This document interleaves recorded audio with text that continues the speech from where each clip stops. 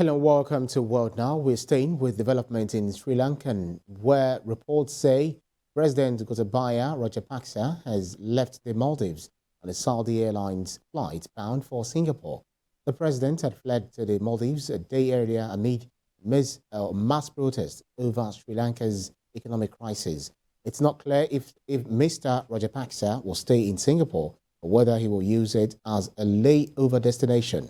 He had previously pledged to resign by Wednesday, but has failed to submit a formal resignation so far.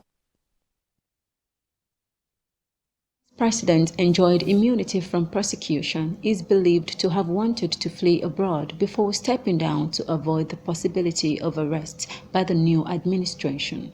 It comes as acting President Ranil Wickremesinghe on Thursday imposed a curfew for a second day. His government ordered a curfew from noon to 5 p.m. Friday to quell protests. Mr. Wickremesinghe was appointed acting president after President Rajapaksa fled, but the decision triggered further protests demanding that he also resign. One person died and 84 others were injured after Wednesday's protests, which took place at key landmarks around the capital of Colombo, including the Prime Minister's office.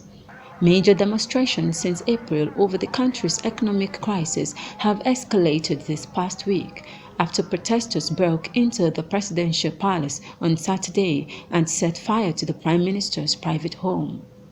On Wednesday, police fired tear gas at protesters who attempted to break down the gates of the Prime Minister's office in Colombo before finally making their way in.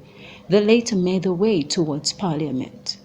By Thursday, a spokesperson for the protesters said they would withdraw from these official buildings.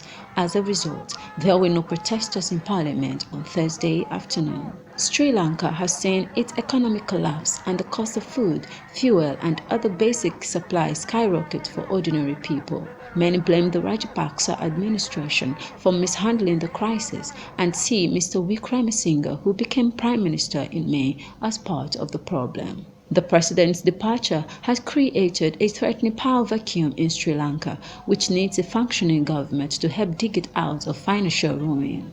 Politicians from other parties have been talking about forming a new unity government, but there is no sign they are near agreement yet. It is also not clear if the public will accept what they come up with.